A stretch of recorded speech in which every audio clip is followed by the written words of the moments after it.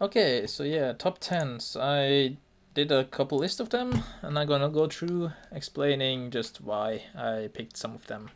And yeah, I just want to say I hate doing top 10s. I can never decide. You will get a new answer every time you ask, and I have a habit of just forgetting stuff I absolutely love, especially when something is experientially based by just virtue of emotional memory being bad and short term. But yeah, I'll start with the movies. And number one, I have The World's End. Uh, Usually the least favorite of the Cornetto trilogy for people, but I absolutely love it. And the reason for that is I have written a blog post about this, but the reason is that it's a movie that encapsulates everything that I can get out of a movie. That it managed to appeal to every single element that I can find enjoyment out of in in a piece of media, or not media but movies. Uh, it's thematically dense. It's visually exciting, directorial. It's Edgar Wright. He's the best we have around currently. The acting is on top. The storytelling, just it's so rich of a movie. Like I get it. It's a bit harder to get than the other two. They are very clear in what they're talking about, but this one not only is more thematically ambiguous, but it also utilizes art house storytelling chops. Uh, so it do ask a lot of you, a lot more of you, to go on board with in order to really get what you need out of this story. But I did without hesitation. It was long, and did I get something amazing? It's and just emotionally, the action is fantastic. It's kinetic. It's clear. Visually fantastic. The acting and just it's a movie that says so much, and it has Edgar managed to make a story that is both about something very concise, something very direct and clear, and also something encapsulating so insanely much. Uh, it's at the same time intimate and broad, and it's just a joy to watch. You can ignore everything it says, and I think it's still a fantastically fun, exciting movie. And it's definitely one I'm gonna love for a really long time. Number two, we have Spider-Man Into the Spider-Verse. And what is there to say that hasn't been said yet? It's one of the most visually creative movies we gotten in decades, probably. It's so rich, it's so fresh for the superhero movie medium, for superheroes in general, comics, but also just movies. It's people say this is the greatest like animation movie we got in a long time or ever, but I think it's just one of the best movies we have gotten in such a long time. And that sequence where Miles take the jump should go down in movie history. It's not only great in vacuum, but just everything leading up to it, and just the delivery, the climax of that scene, just woke something in me.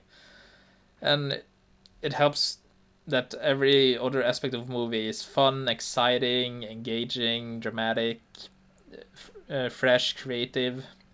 Again, just a great movie that offers so much, no matter where you look at it from, or what you go into movie in order to like expecting what you want to get out of it. It can offer on so many different levels. And yeah, I hate people for not watching it for being animated, because it's so great animated. It invented and had a lot of fun and just completely new techniques unheard of in a generally very stale medium of animation. And the third one, we are already getting to the weirder picks with Who Killed Captain Alex.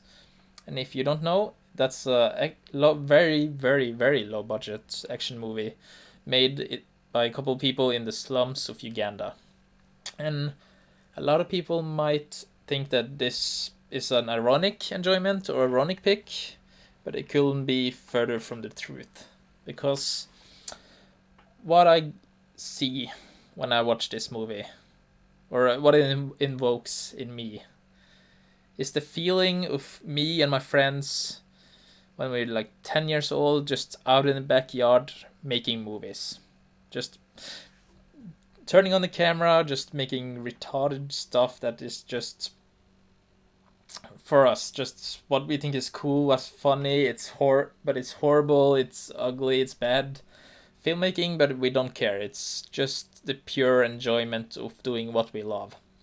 And that's what I get out of this movie. Like, these are people who has so little, yet there's no hindrance. They just go out there, come together, and just make these movies full of explosions, martial arts, shooting, just stuff that just invokes this 10-year-old playing with toys. And it gets to me. It's beautiful. I just sit there watching this movie with a smile on my face, and it helps that it's funny. It's it's wild, and the video joker, the director, just sitting there with you, talking trash about his movie. It just makes everything less serious and a lot more fun. And combine that with just the pure naive, the whole, like, the pure naive feeling you get from it. Like, these are people, or at least that don't have a ill thought about anything. They are just pure balls of enthusiasm and joy, and they have unabashed love for these kind of movies, and that really, really, really shows. And like, they had a Patreon goal of having electricity, like consistent electricity to make their movies. And before they got famous with this one, like, every time they made a new movie, they had to delete the previously one they made because they only had one hard drive. So that means they just made movies for the own sake of it. Like, they made several movies that sadly are deleted. But at least we got this one, and it's one of the best this decade. It's truly a joy to watch. And yeah, Swiss Army Man, the directorial debut of the Daniels, famous from the music video of Turn Down From What. And that is a good signifier of what you will get in this movie. I don't know if there's a word for the opposite of pretentious, but that is what this movie is. They are saying something so grand, so important, and so much with beautiful elegancy, and they do it through Daniel Radcliffe playing a flatulating corpse. They are not afraid to not take themselves serious at all, and just be childish while they're saying some of the most intelligent stuff I have seen in a long time. But it's also just so visually creative. They allow themselves to really have fun with the filmmaking, and it causes some. I think it's the first movie where I ever laughed at a soundtrack, because they had this brilliant setup and delivery through a soundtrack, and I just found myself laughing to death.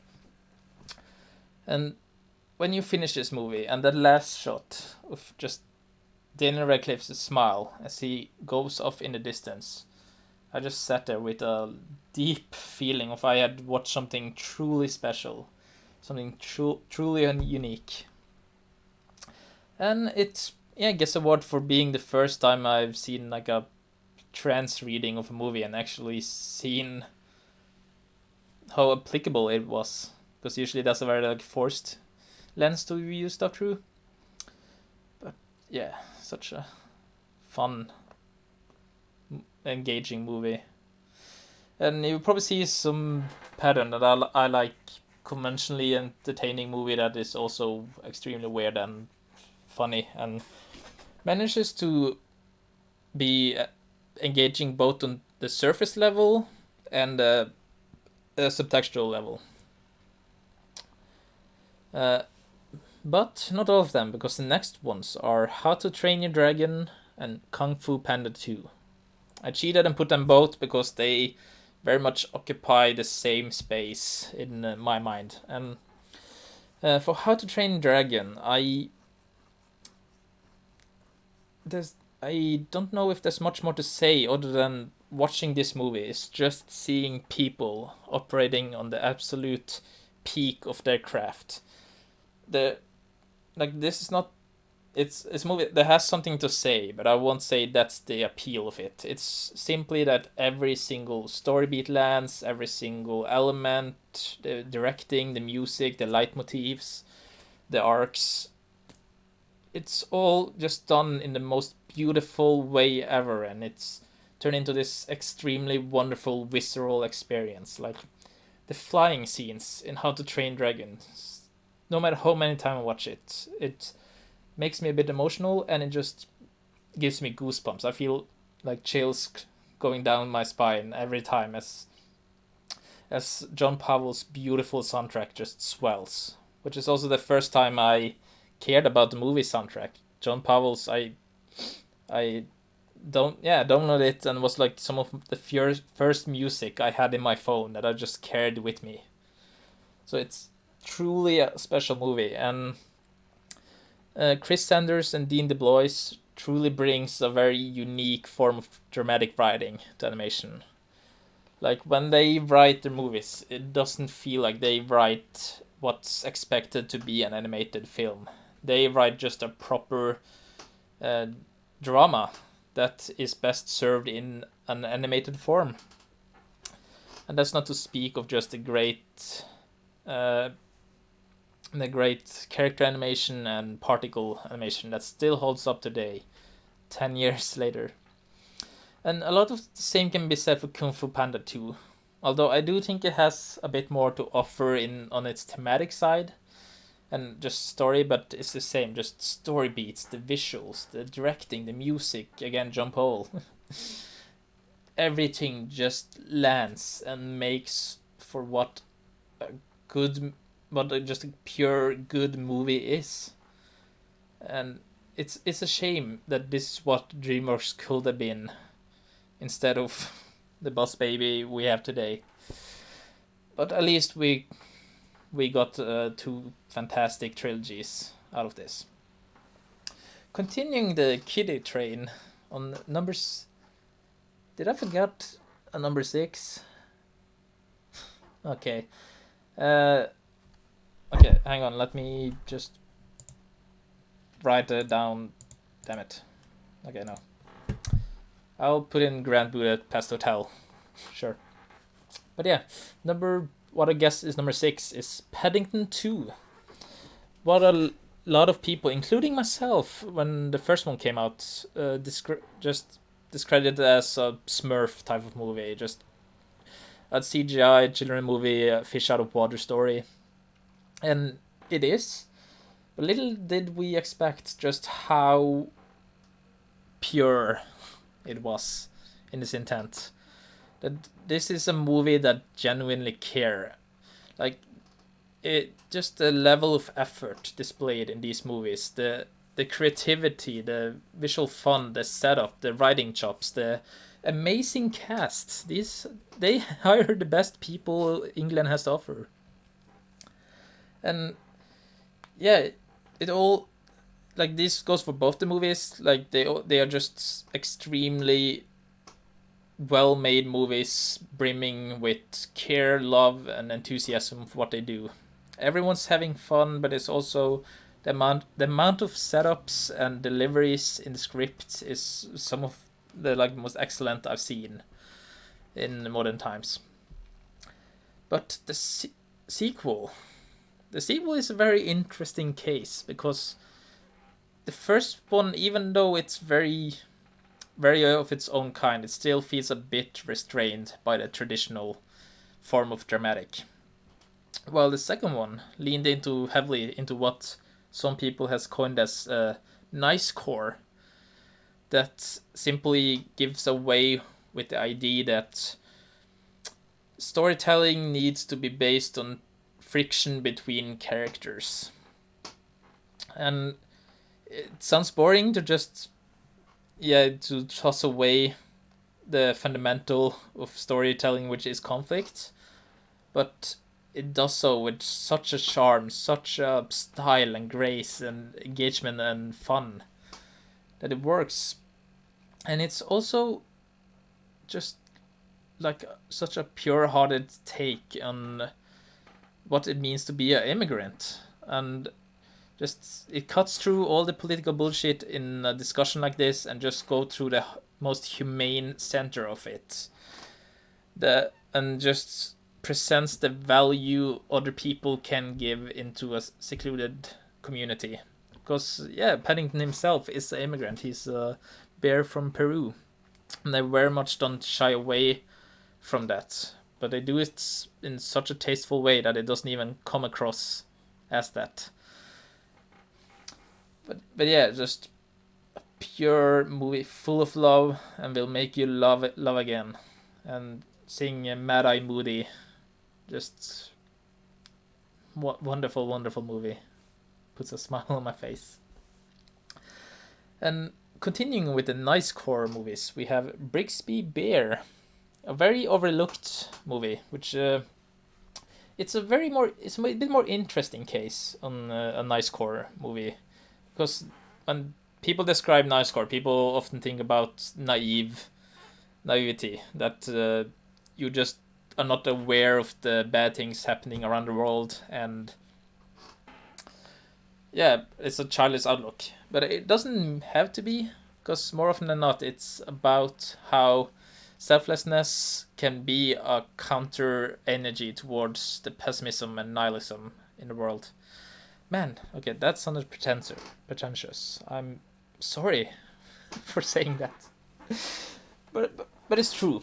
It's true. Fuck you. I don't care. And Brigsby, it's more than that. It's just about the power of community, really. What, like, when a lot of people surround themselves with a love for one product, for something, for one. It's basically a movie about fandoms, really, and just the pure joy, community, camaraderie, and humanity you can find in it. And like Paddington 2, it just wakes a primal joy and happiness. I cannot watch these movies without just smiling, grinning, and just feeling like everything's gonna be alright. And not necessarily in an escapist manner, more that, like, in a hopeful manner, that like these are things that can and will survive in all the hell that is. And in a decade full with political, let's say, conflicts and horrible thing happening, it's great just having movies like these that reminds you that there are goodness in the world and you can be part of that. Shifting gears entirely, we are around to the Lego movie, which was a big surprise for me how much I enjoyed it. And it's for a lot of the same reason as Spider-Man, since it's the same people, give and take, some of them. And because this is a movie that didn't have to try. This could have just been like a cash grab of a famous brand. But no, they really went far and beyond. Like, Lego didn't commission this. This was two people that had a story that can only be told with Legos and pitched it to Lego. They had a story to tell with this. And it shows that this is a surprisingly clever, dense children movie, and it comments on a lot of stuff that surprised me in a very digestible way. It's monopolies, religion, like criticizing current storytelling trend, chosen one, and just packing all of that with the place Lego occupies in the culture is brilliant. Uh, like the main character being a generic Lego brick and having his friends define themselves as unique through the gimmicks of they sold is one of like many small things that just makes up this movie and justifies it being Lego, but also brings a new texture and element to its thematics. And I also enjoy its very dry humor, a lot of fun. It has a lot of heart and again a lot of creativity in its execution. Like yeah, people still think it's a stop motion movie, but also like the elements like water simulation being Legos, it's still the big come. I still come when I see Lego water. You guys need to know that. A lot of coming.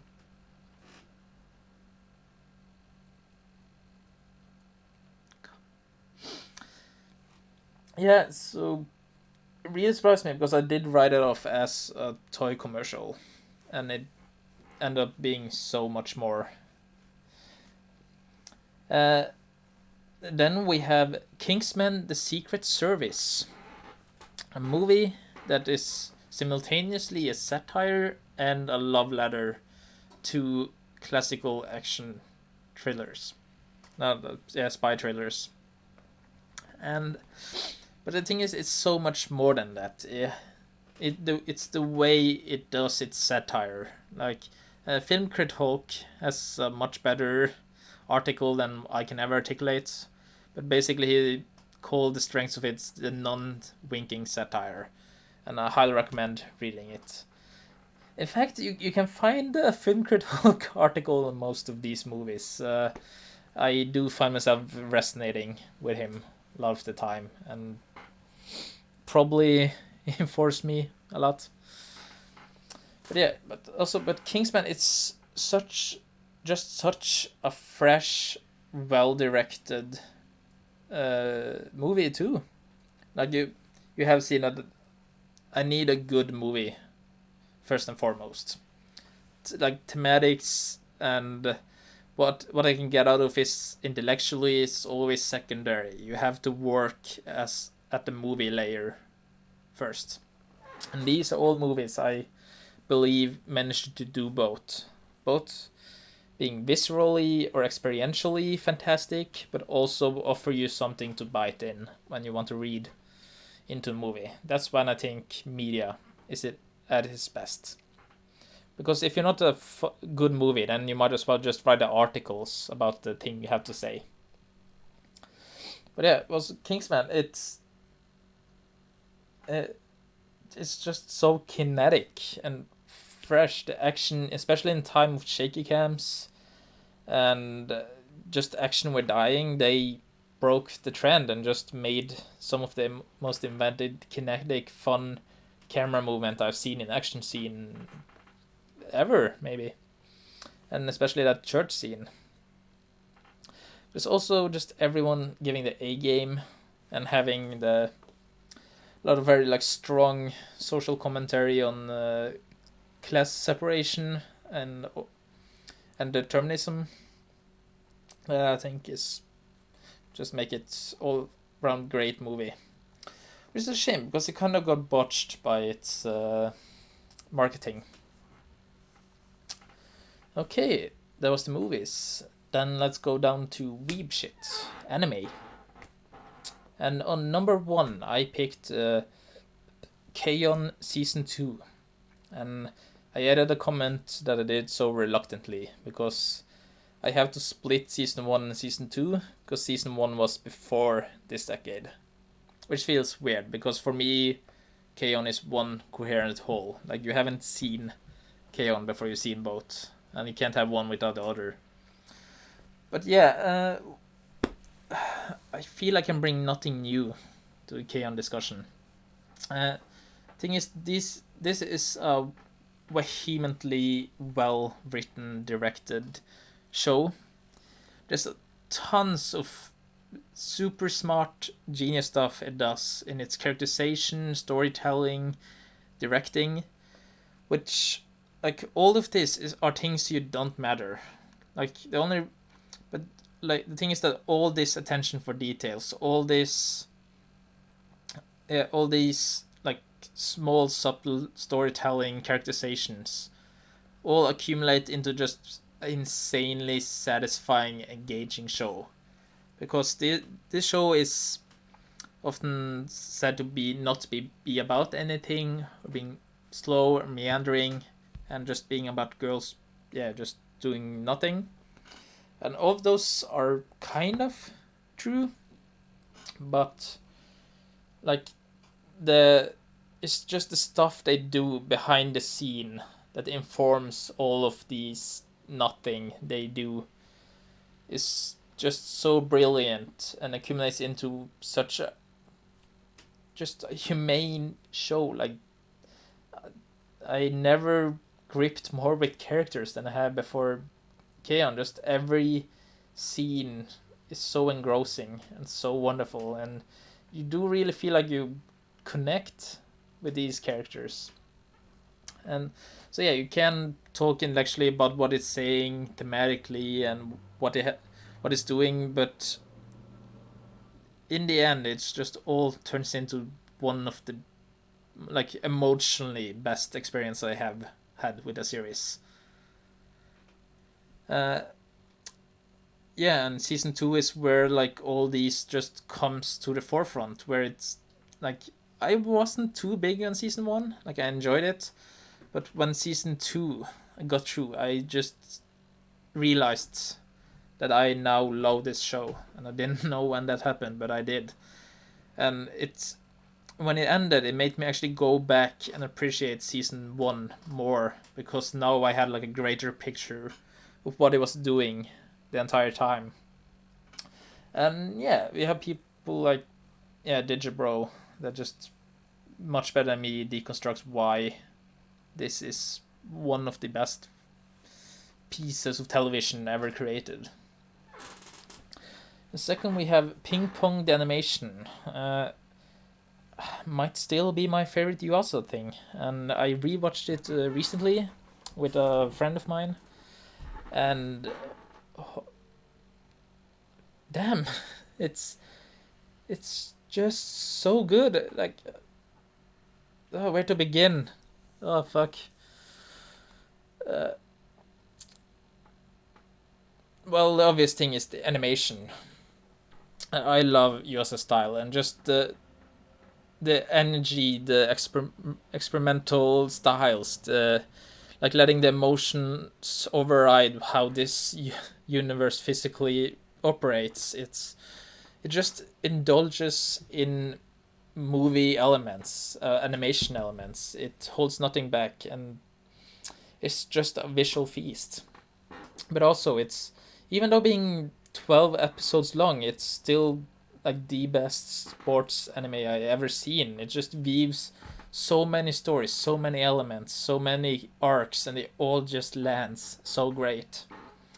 And it all accumulates to just this engaging, fascinating, brutally honest rumination on talent versus effort and the nature of like the elite competitive nature of anything that is competitive, and yeah, what it takes when ultimately only one person can be on the top.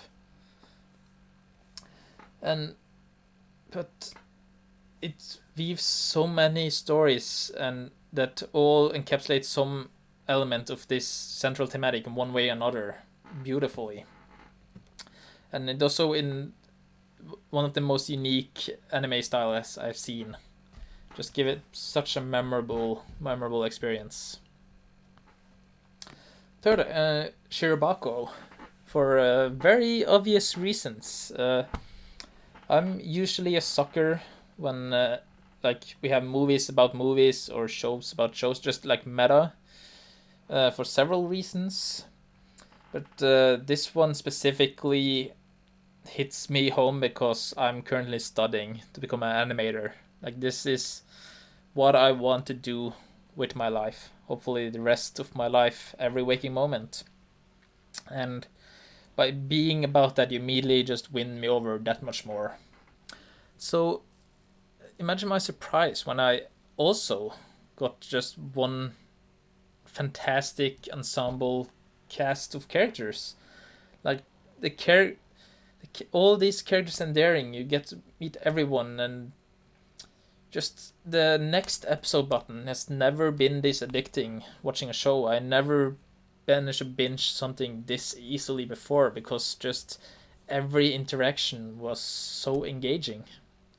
It's the directing is fun, it's so well produced, and it just gets to the heart of creative people and just what kind of freaks make up this industry that want to just do this crazy, hard working, just soul crushing jobs. And it takes a very positive view for that, and it's just I just see so many of the people around me in it, and just way it talks about why we do what we do, and just passion. It's all just talks so directly to me that I cannot love this.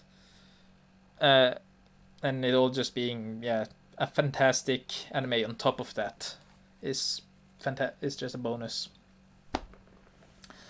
And fourth place we have Hunter x Hunter 2011, and I rarely rewatch stuff. Only time I rewatch stuff is when I'm with other people, and I never rewatch something this long. But I, together with my friend, I rewatched Hunter x Hunter, all 140 episodes, and they were every single one except one. There's one bad episode, are entertaining, so unique, creative. Like this is a series that takes its format and really has fun with it. Like it's not trying to be subversive. It's simply just unsatisfied. It's always trying to push itself into what new things it can do, and in return you get some very unique arcs and character and just elements. Like the Chimera arc is such a winding road. You never know where it will go next, and it's all so unique. And like it's okay. I'm saying it's not necessarily unique, but it's also fresh and fun. Like stuff it does you won't get anywhere, and especially not in other shonen. But it's not that it's really this clever. It's also the fact that it's this well paced. Like this is a show where they're willing to just cut out entire fights if there's not an interesting element in there.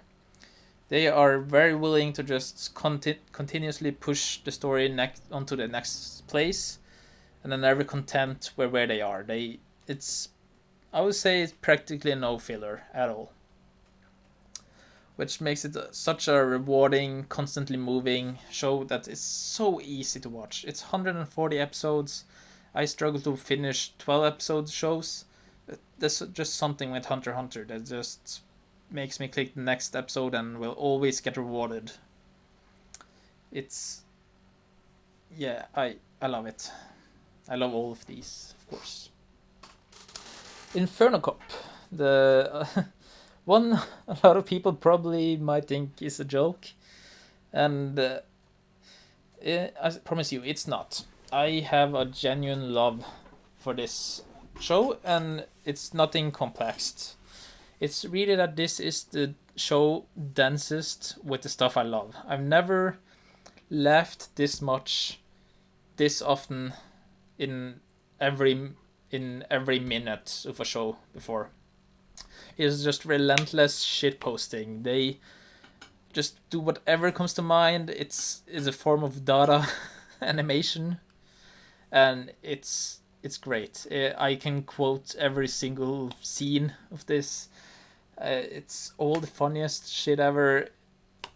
And there's nothing more to it. I just watch it. I am the most entertained I can be, every single second, and it's Trigger at his best. Yeah. Next one is Psychopaths. Uh, I don't know. It feels weird saying what's good about it when we have Psych in our server that just covered everything. It's sci-fi at its best. The societal commentary, the thematics, but it's also well directed, great action, great character, so much to bite in. It's also just a great police procedural on top of just being such a great exploration of its central plot conceit. Like they pull whatever they can out of this, and such a rewarding experience. And just yeah, like better people had can tell you so much more why it's better. Yeah, although I remember first time watching it that in the beginning there was several episodes where I didn't feel as invested, which is why it is still great, still on my top 10s, but it falls a bit shorter than others. And after there we have Konosuba, the Seinfeld of Isekai, and yeah, I love assholes. Okay, that was the worst way to say that, but yeah, asshole characters. I love asshole characters when they are utilized well, and by God, they utilize well in this. And yeah, it's just a great comment. It's just a great satire on this genre, and just a great character-driven comedy. And it's like ironically because it tries to like twist and wrangle the elements that you usually see in isekai, like being adventurer in this world is one of the worst jobs you can have. It ironically makes it so that it has a lot of fresh elements in storytelling. Like these are just people who got sent to a fancy world and are just chilling in this one town, just being bad at what they're supposed to do, and being hilarious about it. And just the animation, it's one of the better ones we had. It's just this commitment of doing new frames and new faces with every turn is makes just gives everything a new form of life and energy that you don't often get in comedy series like this. And some great action. That's not the standard. Yeah. Okay. Number 8 is Kill la Kill. It's a bit lower because I do think it falls apart in its like last couple episodes. They finished the last episode's production 2 days before airing, I think, and that shows. Like the directing loses a lot of energy and life. It do feel a lot more rushed, but holy hell, do the first like 20 out of 24 episodes offer so much.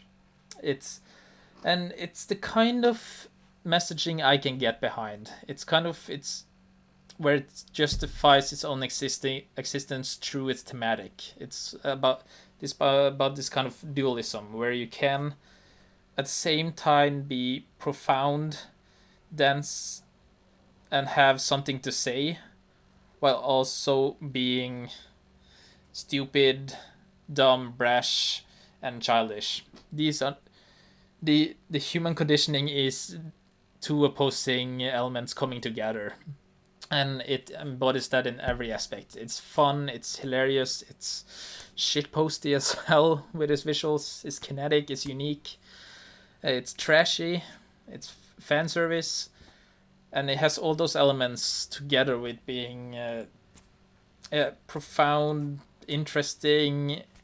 It draws a lot of war allegories, and yeah, it's has so much to bite in. And if you don't want that, it's just one of the most creatively well directed animes we have. Like the the formalistic elements it takes use in its directing it's inspiring to me. It's what I hope I can do in my own work at some points. But meantime, I have this fantastic show. Land of the Lustrous, the one good CGI anime, it's often referred to. And granted, I do think me having read the manga informed my love for the series a lot, because I do think the one season we have so far is great, but it do feel like a prologue that is only setting up what to come. But by doing that, it has this insanely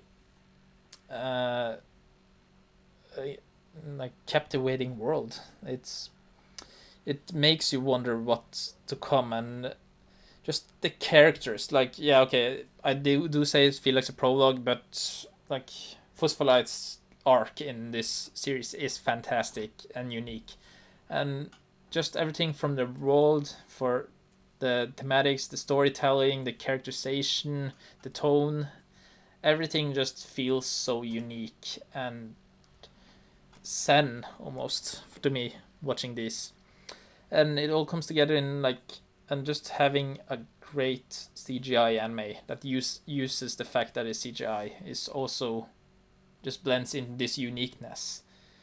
You see Land of the Lustrous and you just see something you won't get anywhere else, and yeah, and I think what it does is great, and knowing where it goes forward, I'm super excited about where it will go in the animation series.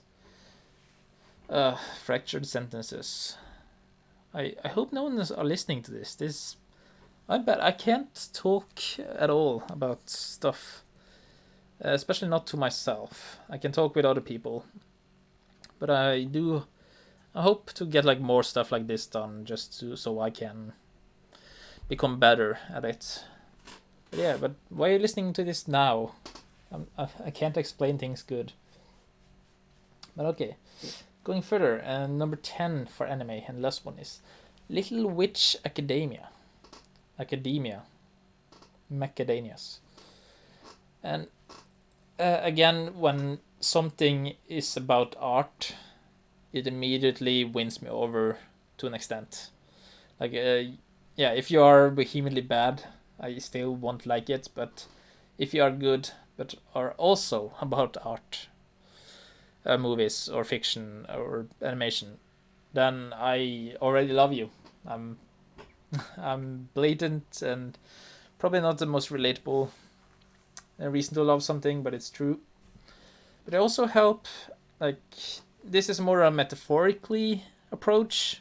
Like, it can be read as something else, but for me it's a very clear that magic is a substitute for art, and she's going to art school, and I think it's become very clear in episodes where, like the book writer, where they take the approach of a fan and what value they can bring to authorship. But it's also that it has a lot of very unique, interesting discussion of the minutia of dealing with art that you won't really get anywhere else, and also other things. It's not exclusively, but it all comes together in this wonderful packet of trigger energy. Like, I absolutely loved the movie, like the 40-minute movie when it came out. Just that, and the second one has the best character acting in Japanese animation, in my opinion, at least for me. The girls are lovable, they're fun. Me and my friend, we're just lolicon trash. We like cute girls, and this one has them in abundance. But they also have, like, I resonate well with Trigger, as I mentioned earlier, because they have the emotional experience of something nailed down. Everything they make is just brimming with energy, love, enthusiasm, and and just elevates every single thing they have to say with something even more. And Little Witch is not any exception. It's a more of one of the more uneven ones. Like Echo, I like her as main character and she plays off other characters well. But when she goes on solo missions in this show, she can be annoying, which pulls it a bit down. But still love the show, and yeah, I'm hoping for season 2. Okay, Western animation, and the first one is My Little Pony: Friendship is Magic, and it might surprise no one, maybe, which I talked with before, but yeah, you can't have 2010's animation without it. It was a world phenomena, which I took a part of. But also, I do think that 2 first season are legitimately great television, and Lauren Foss, the way she pushed her admittedly great crew, everyone brought something to the table, but the way she controlled them made everyone make something wholly unique in a very intangible manner. Like, I believe there are something of.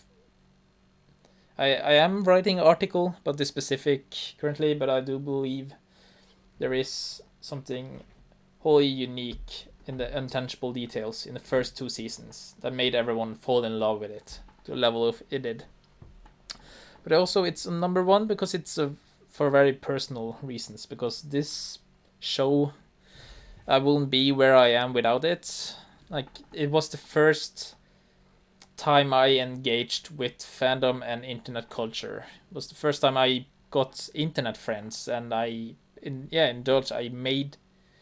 It's the reason why I animated to the level I did. Like, without it, I wouldn't have started animating in Flash with Puppet, thanks to just all the creative people. Like the fandom, it got a lot of flack, but I was there in the trenches, and by God, I just pushed everyone to just overflow with creativity, to make art, to make animation, and I made my first internet friends through it, and it shaped so much of where I am today. Like, I don't think I would have been at animation school without it. So not putting in my first will feel wrong, despite falling off, and I do think as after Lauren left, it did gradually fall down. Like, it didn't turn bad, but it turned into any other cartoon, which it was not in the beginning. Ugh. I'm gonna make art, and yeah, I have made so much pony shit. Holy fuck.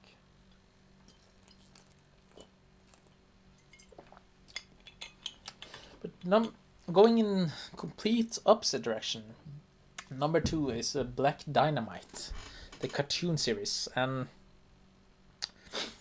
it's everything I want to work on as an animator. It's extremely personally driven. It's fun. It's gripping social commentary. It's brimming with love for what it's mocking. It's dynamic. The drawings are stylish as fuck. The directing, and it's, yeah, like the movie, it's just so fucking funny. Like, Orphanage is still one of my favorite jokes. Black Knight is such a strong character, and this entire show is just oozing with style, and they are not afraid to just really go controversial with what they're doing that episode. And it's a shame it's a bit of overlooked, because I do think it's some of the strongest animation you can find on Adult Swim, and some of the best writing. And yeah, and even expands on the movie. Like, if you love the movie, watch this. There's no reason why you shouldn't watch this. It's such a good show, so funny. Then we have Wakfu, and I hesitated putting this on here because a lot of my love for it is linked to the first season and the villain Nox, and yeah, the arcs presented there. But there's just so much Wakfu in my life to not put it on there, because I do still love season 2 and season 3, although they can be a lot more clunky at times, and I can't fully remember what was in season 2 and what was in season 1 at all times. But just like the style, the design, this is some, like, I love French design, I love the French visual expression they have, and this show is just oozing with it. It's the marriage of everything that's the best from the Western animation and Eastern animation schools, and all come together in this, like, French not giving a fuck way. Like, the French are willing to do whatever they want in a show, and so it's this, like, wholly unique mismatch of very specific appeals that all just hits me. And then I am, like, surrounded by several other artist friends who also love it, so we just kind of, like, build each other's love for this up, and we all integrate what Wakfu does into our work in one way or another. And it's also, yeah, and it's also just kind of Western cartoon you don't really get, and and for more personal reasons, it kind of proves, like, the value, not proves, but show off the value of puppet animation and just what you can do with it. The action animation on display is amazing. It's absolutely great. So much better, like, high scale energy fights than, say, Dragon Ball. And and Wakfu, I also include, like, the expanded, like, okay, Wakfu is technically the expanded to Dofus, but, like, the Dofus movie and the series all just build up this great universe. And also, it's one of the only shows where we have official nudes made. So, yeah, best show. What can I say? Gravity Falls. This was this was the first show animated cartoon I got really into after MLP, where MLP was the first time I also just really engaged with the show, like, had a real love for it and wanted to talk about it, do stuff with it. And Grateful was the first one after that just solidified that I love cartoons, and I'm gonna watch them my entire life. They are the best thing we have in the world. And yeah, Gravity Falls is not one to show off those highs. It's a fantastic mystery show, endless creative, has some of the best comedy writing I've seen. It's so consistently funny and great, and it's also brings a lot more elements you don't see in a cartoon usually.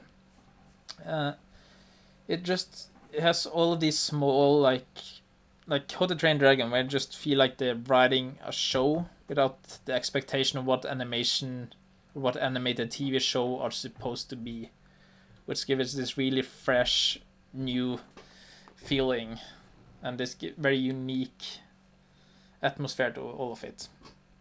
And it's willing to go a bit more risque than other shows, which is also great. And you have, like, the waifu episodes. They're just fantastic. Okay, and now are the ones where I'm a bit more unsure of the order and if I should keep in, like, Hilda. Like, Hilda is a good show, but calling it top 10 just feels a bit off. Despite, I can't, like, off the top of my head, I can't think of anyone else except maybe Castlevania is on the same level. But for number 5, I have OKKO. And I will admit, I do think if I watched this alone, it might not have been as high up. But I watched it with just the perfect person to watch it with. Hey, Rasmus. And din jävla danske. And I think we just hyped each other up. Like, every good element we just talked about and just got into and yelled at each other that this is great and agreed to each other, and then started really engaging. And not to say it's a good show, it's a great show. it's a mismatch of this one guy's very autistic interests. Like, this is just a world consisting of nostalgic games, movies, comics, TV, and just general concepts.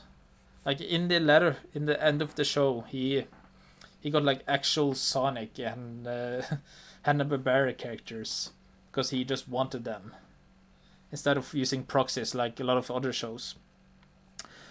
But it's also, yeah, but it's also bound together by this very internet, like web gen, personal, fun, spur of the moment animation. Like, a lot of the jokes feel like internet animator would have made it. And yeah, that is atmosphere I hope to get in every single of my productions. It's I love it. It's something I resonate with extremely well. And then, yeah, and they balanced it extremely great. Just fun playfulness of its concept, while also having like just enough drama and characterization to not make it vapid. And I had one of the best endings I have experienced. It's because it's not only about ending the show, but it's about the creator and by extension the audience just coming to terms with the feelings of this show being cancelled early. And it does so masterfully. Like, I did not expect to get this much out of the ending that I did.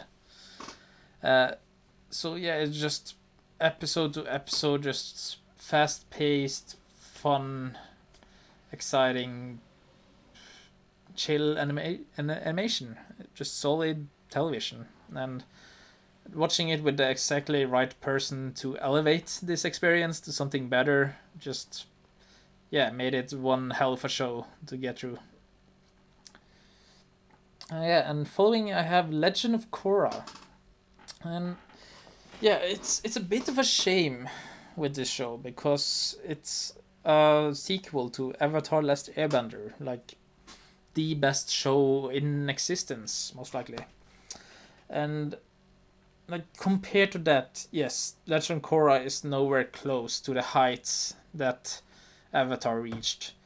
But if you take it and compare it to its contemporaries, it's just offers so much more than it did. And it was also like the last proper action series we had for a while there, like action animated series. But also, it's just like an cartoon that's willing to go so much more like adult and like more complex in its drama, thematics, in its element, and it's one of the best well produced shows I have seen. The background's amazing, the choreography is great, and yes, season 2 is bad. I won't defend it, and that's do bring it down a bit. But season 1 is fantastic. If you take away those 5 minutes that were handled poorly, but season 3, fantastic. It really made Korra its own thing, I feel, at that point, and what separated it from its predecessor. And yeah, season 4 is good too. I do think it goes a bit off the rails, but it is a fantastic, like a stellar show that got brought down by its legacy, which is a shame. And I do agree to it to some extent that it being in the context of Avatar, it's not the best because it do feel a bit cartoony, like the extent of what the world developed in 50 years and small stuff like that. But taken at its own and like superficial elements like that, and I do think that it is a good show in there that has a lot to offer with its own merits, which is a lot more than you can say about other sequels. Yes. Yeah, it doesn't reach the level Avatar did, but it's I still think it held a good show, and it's a shame what Nickelodeon did to just completely try to kill it at every angle. yeah, following The Amazing World of Gumball at number 7. And I will admit I haven't seen all of it, but what I have seen is absolutely fantastic. This is some of the most intelligent comedy writing I have seen, not only in a cartoon, but just in television, especially American television. And yeah, honestly, there's not much to say except that it's unique style, it's fun, it's creative, it's very, like, again, web gen. It feels like a lot of just unfiltered fun is being utilized, and just the great child actors just give a wonderful texture to Amazing World Gumball. And yeah, every single episode just offers something completely new and different, and it's almost always great. You never know where it will take you next, and it's great. Number 8, we have Star Wars: The Clone Wars, the 3D CGI animated series, and like I so wish like the earlier Clone Wars series were in 2010 because I want to include it, but those two combined makes for what's the best EU in my mind, where they take all like the most interesting elements of the prequels and just elaborate on it, and it feels very Star Wars, but it also feels like it's doing its own thing and just being consistently good. And I love the structure of the series where they just there is this there is this constant war, and what they did is they just picked where there is an interesting story happening in this war and tell you it. So it's like non-chronologically, it's just an anthology series basically, but with the same cast of interesting Star Wars story, and they also take it to just expand not only on the lore but also on the thematics introduced in the prequels, and just give it a clarity those movies never had. And just the characterization, like it brings whole new level to just like the arcs and characters introduced that the prequels didn't capitalize on, and introduce new ones. I think it's great. I love Ahsoka. Fuck haters, she's great.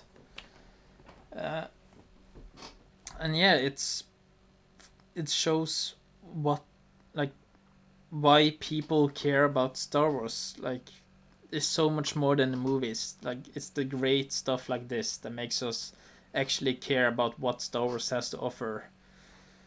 And I need stuff like this to be reminded when we get stuff like the new trilogy. Why I even cared about this in the first place. Number 9, we have Regular Show. Also, in the heyday where I'm just watching good cartoon upon good cartoon for the first time in my life. MLP, Gravity Falls, Regular Show, Steven Universe, come a bit later, but yeah, and this is of the ilk of like early 2000 late 90s of like Cartoon Network making cartoons for children, but actually making them for adults, like Grim and Mandy and such. So it feels like a very cleverly written stoner comedy without the stoner elements, which is usually the worst part of stoner comedies. So it is just this eclectic zoomer NG show where you just start at one place and you never know where it will take you next. It's just this surrealistic, fun, clever show. That's what I can say. And Hilda, I trashed a bit on it earlier that I didn't feel right being top 10. That's mostly because I feel like there's some shows I'm forgetting, because it's not that this is not a good show. I think Hilda is great, and it offers quite a unique atmosphere. Like, this is a show about a girl engaging with fantastical creatures, but it's not like others where there's like this hidden world. It's just like all the adults know about magical creatures. It's just that they think they're annoying, and don't want to deal with them. And that just kind of set the precedent of this very like casual, mundane feeling take on girl just exploring the wonders of the world. It's all just made with this very like lax graphical novel art style and very charming colors and this like relaxing Scandinavian fantasy wilderness. A lot of like forest, rural town, and just very dry with the character writing with other elements like just combining the fantastical with the mundane. Like there's this small imps or elves or what they're called. That's like entirely based on bureaucracy, but not evilly so. They're just very enthusiastic about having to sign and do paperwork, and it's just endlessly charming with all those elements. It is just very relaxing show. I like to just lean back and let it take me over. And then, God, I'm only halfway. How long has it been? 1 hour. Yeah, no one listens to this point. There's no value, which is a shame because games, and I think I have a bit more to say, or at least more concrete and unique things to say on games. Except for but number one we have Nier Automata. Where to begin? Where to begin? I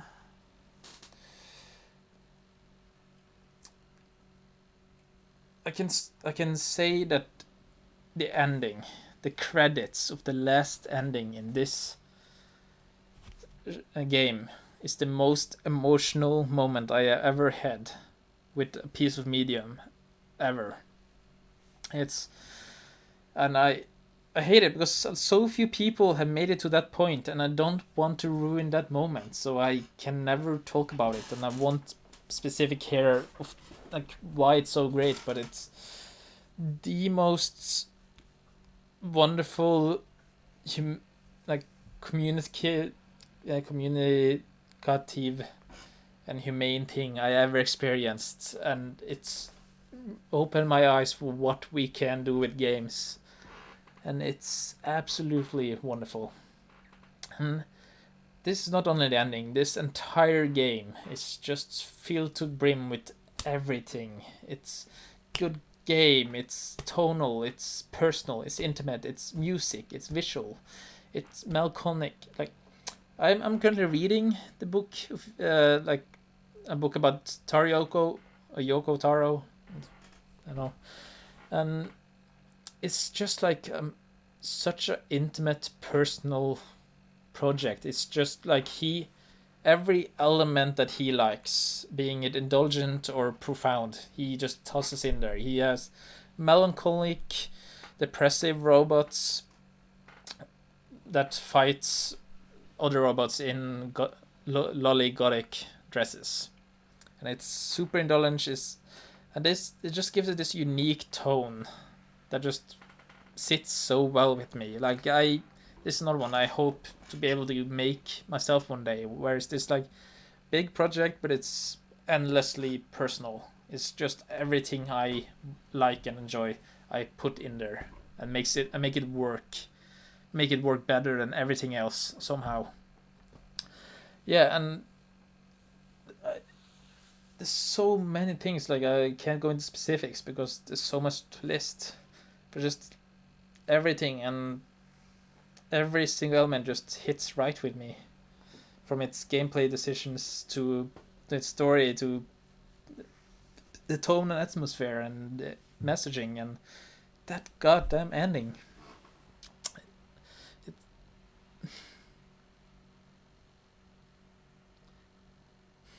Yeah, just play Nier all the way through, please. Okay, and then we go over to Divinity Original Sin 2. And I will say that this is specifically when you play it with friends that all like match together well. Because me and some friends, we played it together, 3 of us, all the way through. We all read every single dialogue, wanted to experience everything, and it was a fantastic experience. Over 100 hours, and such a well polished, full game. And it's the most dynamic. It's so dynamic in this world. I never felt a game world feel this lived in and alive. Like they're small. Like you decide to go into a random room. You go in. You pick up a door. You get a note, and then 10 hours later, you suddenly get a whole different quest or a whole different solution because you had that information. Just so much clever writing happening. It's fun. It's like ironically the main story is a chosen one and it's not that interesting, but just all the side things feel so organic and like something that would actually happen in a world with actual people and not quests. And it's all rendered beautifully. It's dense. It's have unique lore and world and so much to read and explore and so much care pulled into it. And it's all just enhanced when you can play it with your friends. So and just explore and fuck around together. And it all comes together in like the best turn-based system in any game ever, where it's this like tactical thing where like in the overworld when you meet the enemy, where you stand is your battleground. Then it's all about this system that is ripe with gamer expression because it's no, I'm losing my train of thought again. I'm gonna stare out for 30 seconds.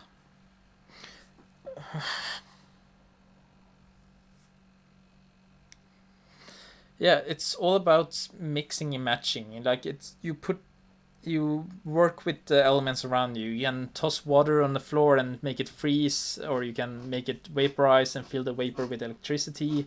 You can summon and you can mix all of these. It's all about like setting up and tactically. And because we missed a lot of quests, we were always like just a tad under leveled. So it never feels like every single encounter there's no respawning. Like every single encounter is once and designed, and they all feels like a big event. Especially because every single one we had to think, we had to be clever, and it was also satisfying when we finally just had like a weird bullshit solution with just what we had. Like my undead. My friend who play undead will pretend to be dead, and we will teleport his body, toss it on the enemy, so they will follow him, and then we will explode his corpse or whatever. And it's just so many systems that makes everything feel so alive and dynamic and organic and challenging and fun and big. It doesn't feel like any part of this game was not cared deeply about and made the best it could possibly be. And if you have friends who's interested, by love God, play this together. You owe it to yourself. Just play this game. It's so good. Then we have third one, Factorio. This is crack in game format. This is the absolute perfect game loop for my thisms when it comes to gaming. I start this game, I black out for 100 hours, and then wake up and see the beauty I've created. It's no other game just sucks hours out of me like this one, and I love every single one. It's so satisfying, it's fun, and just playing with friends, figuring out systems, building everything together. Like again, every game gets better with friends, and yeah, Factorio just infinitely so. So yeah, it's there simply because it's one of the games I poured the most hours into, and I never regretted it. I just love it, and like the retro pre-rendered 3D aesthetic is also right up my alley. It looks great, great gameplay loop, endless replayability, and just what people have made in this game is also amazing. Then we at the fourth place we have Little Big Planet 2.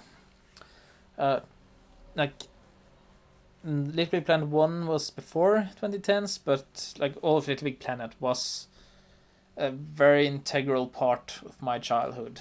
When I got a PS3 like 1 year after it released, I played so much Little Big Planet. It's probably the game I have spent the most time in. And then Little Big Planet 2 came out, and it was just improvement in every way. It has the circuit board, it has better story, it's so many things you can do, and it never stopped giving. I remember part of my life where I would just go to school, come home, play Little Big Planet until I had to sleep. And I will do that for I don't know how long. And I spent maybe a bit too much money on this. This is like the only game where I bought additional stuff for microtransactions and such, because I loved it. I barely even play like levels. I just went into creative mode sometime with my friend and just fucked around creating. Like I learned fundamental coding and circuitry engineering in this game, and I did. Yeah, I do think it was a big foundation of my more like creative skills. And yeah, and just aesthetic, Stephen Fry's voice, the music. It has it's one of my favorite game soundtracks. But just all the weird songs it offers you, charming levels, charming characters, and fuck you, Rasmus. I love the floaty platforming. It's unique, and it fits what it does well. And then we have Fallout New Vegas. I'm very much like a classic Fallout guy. I like the breadth of expression and the flexibility you have in Fallout and Obsidian games, which Bethesda killed more and more.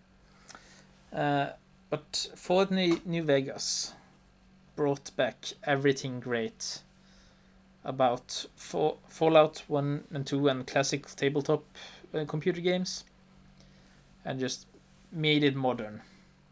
It was also one of my first RPGs, and it was how I learned about pirating. Like my friend had pirated the game, and like, hey, you just want a free game from me, and you can do that.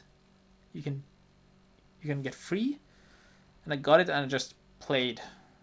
I just played and played, and might have been like the first.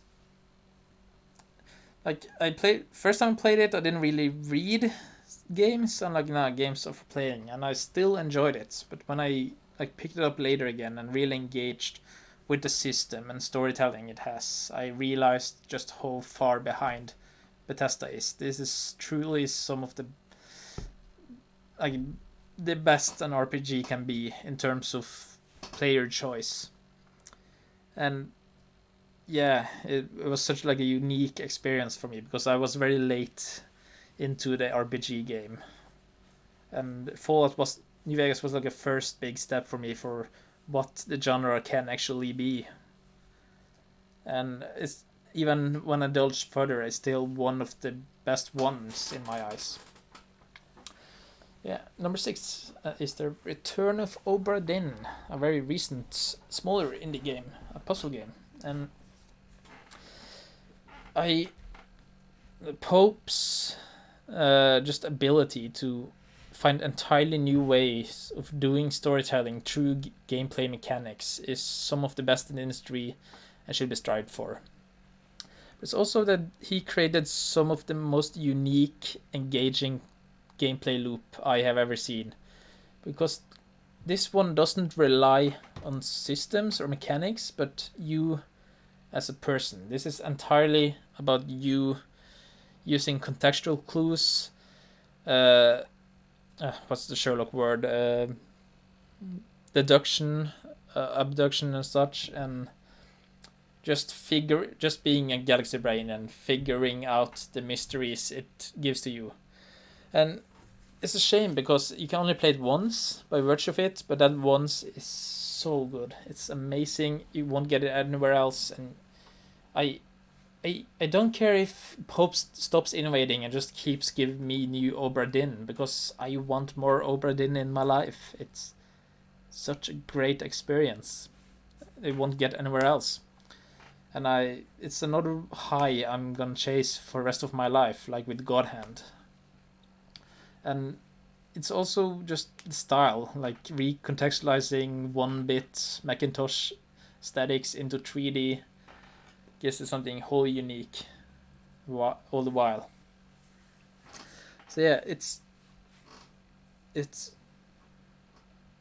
buy it, play it, make it successful so he will give me more Obra Dinn, please, I need it. Yeah, 7, we have Devil May Cry 5, the absolute apex of all fighting games, and especially the Devil May Cry series. It's and might be the most recent on here.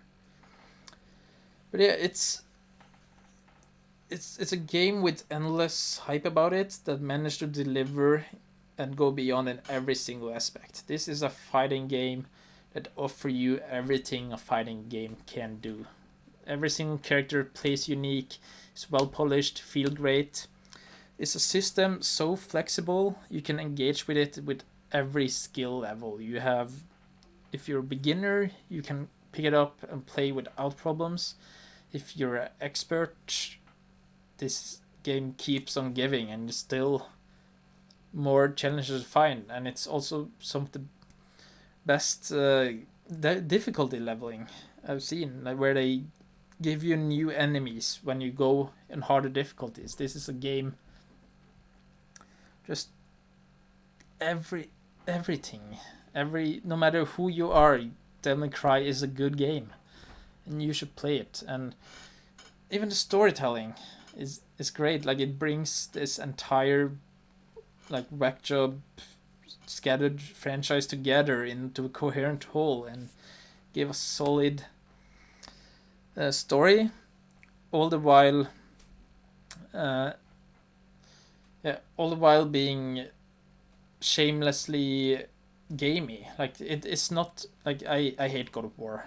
I hate what it represents, and I hate what it does. And Devil May Cry managed to be everything God of War wants to be. It's cinematic. It has great storytelling. It has, it is art in every sense of the word. But also, all the while, it's silly. It's gamey. It leans into its more campy elements, and it's one of the best combat systems we have to date, and might have for a good while. And it managed out without telling you. Like, it has nothing to prove. It just wants to be a good game and give you that experience. For that, I love it. Also, I need difficult fighting games. So, yeah. For number 8, we have Borderlands 2. This used to be my favorite when I was younger. Like, Borderlands 1, I had a friend who would come up and we played it on PlayStation together every single day. We had an absolute blast. And when the sequel came out and just did everything but more and better, we did the same thing. I spent so much time in this game. I played it with so many friends, and I highly enjoyed it. Like, now, I still think it's a very solid gameplay loop and has, it is still a good game, but the writing and memes and everything, it has elements bringing it down. But I can't deny the presence it had in my life at some point, and how just good of a game it was. And I love it. Love it for that. Ori and the Blind Forest. It was hard picking platformer. It's either that or Rayman Origin Legends, which I absolutely adore, but I'm gonna go with Ori because I don't know, it just hit something more emotionally in me, because I think all those are like mechanically equal, and because they do offer very different things. But Ori, it's just the platforming has such good flow, and it's a movement system that keeps giving you more and more tools and more control, but still somehow manages to give you challenges. You can do so much in the air with Ori, and still just get challenged and platform yourself way to hell. And like yeah, it talks about the strengths of the platforming system when the bosses are not bosses; they are a platforming gauntlet, and I love that. And there's but yeah, and then it all comes together in this very beautiful, uh, beautiful visual style and animation, and like yeah, it tugs at your heartstring. It's blatant, but damn it, it works. It's because it's simple enough, and it doesn't feel very cynical, at least in how it approaches a like overtly sad story. But yeah, I remember just playing it and being enamored from start to end, just playing it in one go. And I am looking forward to the sequel very much. And then I played Doom. Doom, it's a game that is so good to play that I played it on my laptop in 300 resolution, 9 frames a second, with everything turned off. I couldn't even read text because the resolution was so bad. But the gameplay loop was so good that it still came true, and I still had a blast with it, even in the worst conditions. Because yeah, and this was especially in a time where shooters weren't allowed to be fun. They had to be gritty, brown, boring as military shooters. And then come this game where you move faster than vehicles in other shooting games, and just unabashedly showed you what a great shooter looks like. The loop, the kinetic energy, the music, the even like the storytelling, how it has fun, and just Doom just oozes with personality. It was just like one great trip from start to end, and I'm also looking forward to the sequel to this one. Okay, last one, books and comics. I think I'm gonna skim this one a bit more. I'm never talked alone this long. I'm getting dry. Oh.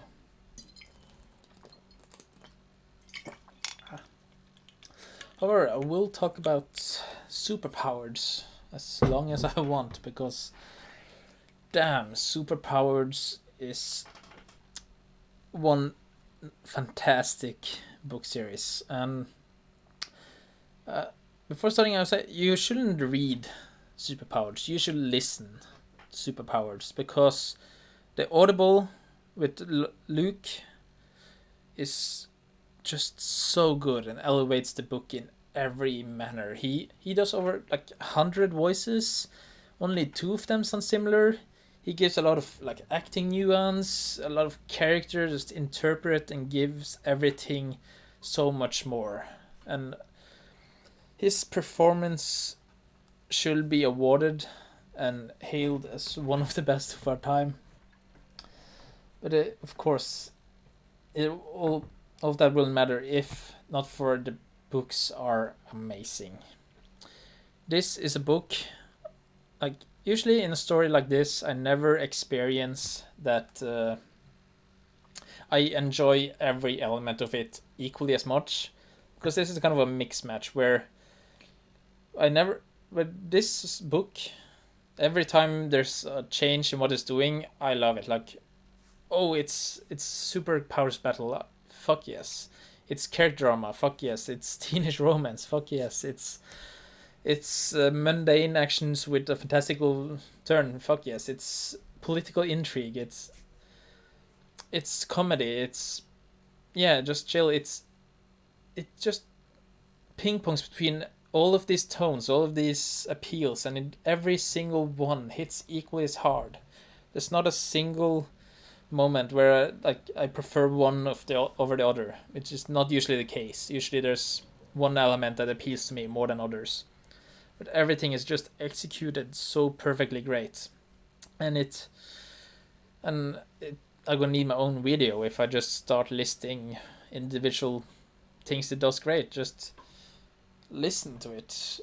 It's the characters are fantastic, the story, the action, the description, the performance, just everything. It's a book that's dense, keep on giving, weaves many different side stories and plot and characters, and it all comes together. And it's fresh, it's unique, but it also takes a lot of familiar elements and really understand why they work and just executes them perfectly. There's just so many small things that's so wonderful that I just want to sit here and list, which I usually do with my friend who introduced it to me. Hallo Rasmus igjen. And yeah, if I think if there's a one thing on all of this list I will want people to pick up that I feel is underappreciated, it is the books, the Superpowered book. Superpowered. It's a great conceit. Oh yeah, for those I'm ready, I should maybe talk about what it is about, just to maybe hook people, maybe. Because yeah, it's basically it's a world where superheroes are a common thing, where it's just like a genetic thing where people can get superpowers. But there is this like subset of humans who who don't have control over their power, like superpowers, and these people are called powereds. And they are seen as beyond handicapped. They are a burden to themselves and everyone around them, or at worst, dangerous. Where they have a power they have no control over, and yeah, and they just seem as a liability. And then we will follow book a bunch of characters who secretly has gone through experimental change where they now gain control over their powers. But this is a society that is extremely judgmental towards their kind. And just, yeah, it's ripe with social commentary and just utilizes every aspect of it. So I just read it, please. Listen, it's so good. Bobbyverse, another fantastic audiobook, and it's this is a very interesting one because it kind of managed to have a premise and story structure that allows it to be both an anthology series and a chronological one, where it uses what is coined as shamification, where it's just this like endless different stories just following a lot of like different people. In this case, the same guy. This is about a nerd who got turned into AI and learns to like replicate himself, but he has to like duplicate this AI, and which becomes his own person, and they go out into to explore the galaxy and all kind of have their own stories, and all of these stories are great. Every single like anthology type experience of all these bubs is fantastic and just elevated wonderfully by the Porter, I think it's called, the performance. And yeah, if you like a more like sober Discworld type of fare, I will definitely recommend checking out Bobbyverse. Buffy the Vampire Slayer comics at number 3. Buffy and Angels are one of my favorites pieces of media at all time. I think they're not overlooked, but not appreciated for everything they do. But most importantly is that after the show was done, I was still addicted to these characters. The character writing is so good, and just everything surrounding it. So I immediately jumped into the comics, And to my delight, they are penned by the same creators and brings all all the great stuff about the series, although in a much denser format. So something is lost by the virtue of just being shorter and can do less stuff. But like all the highs are still in these comics, and the characters are still great, and it still finds new interesting way to push the series and push its conceit and metaphors. That is the backbone of this series. Magic Ex Libris, Libriomancer, uh, is such an engaging book. Like I'm dyslexic, and I can normally only read about 20 pages before I get too tired and has to stop. But when I picked up this first book, I got 100 pages in. I was like tearing up out of exhaustion.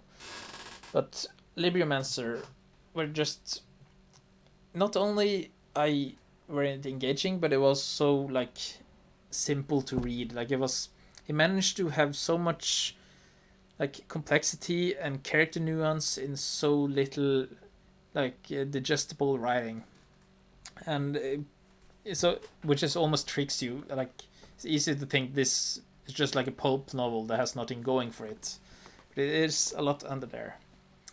And like it's nerd referencing can get annoying, but it's like love for fiction and stories, and just fan engagement is rings so true, and it is the backbone that drives this very interesting, well fleshed, unique magic system. It's a very quick, brisk read, but I highly recommend it. I love it. Yeah, the Dark Prophet Saga. Damn, like everything here is recommended by my friend Rasmus. Fuck you for being good. Or Mookbook, as some I say. But yeah, Dark Prophet Saga. It's one that brings the crippling hand of capitalism into a high fantasy world. It's a very like British dry satire on it. Although I will say like the second book is leagues better than first. Like the first book has excellent, great, like satire and commentary, along with just great comedy in of itself. But like the main character plotline do feels disconnected from the world building, which is something the second one fixes and just brings everyone into a more coherent whole and just make every element hit a lot stronger.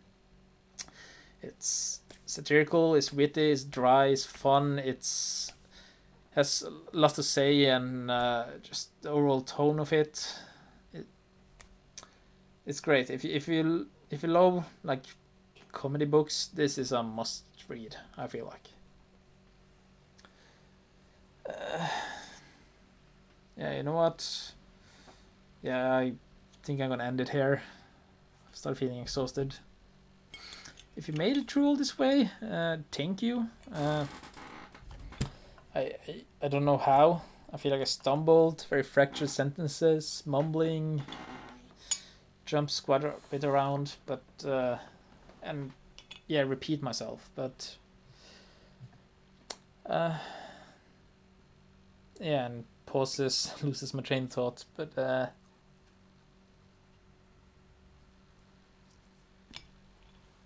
didn't know where I was going with that.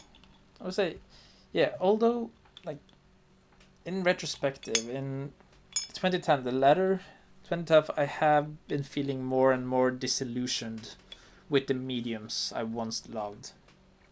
Especially movies and AAA, with movies especially. I feel like everything is getting homogenized more and more, and like the mediums I once loved more than my life, that I engaged with, like I will watch and it will just take over my life at some point.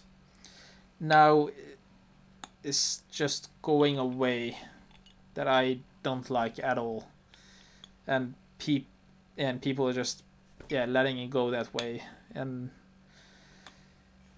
Yeah, and there's a bunch of reasons as to why that is happening, but it's good to know that at least, even though every is slowing down, and like even though a lot of my favorites are like the biggest productions, like Indiana Jones, a lot of Spielberg, Blade, Tron. They are like the big crowd pleasers and are exciting and just filled with creativity and awe. I It's a shame to see that die, and just yeah, not be a thing anymore. That I feel like blockbusters have completely lost its way. But although it's most likely is like just a phase in any like art history, is still something I have to experience real time, and it can be 2 years or it can be 20 years before it goes away from the status quo. In the meantime, it is good to see that there always will be great stuff creeping through the cracks. Like even some that I consider like the worst years in like the medium, there is still some of my favorites that did exist in that year. And I'm not necessarily hopeful about where like a lot of these industries are going, but it's comforting knowing that I will always at least find something that I can care about in it. Yeah, thank you.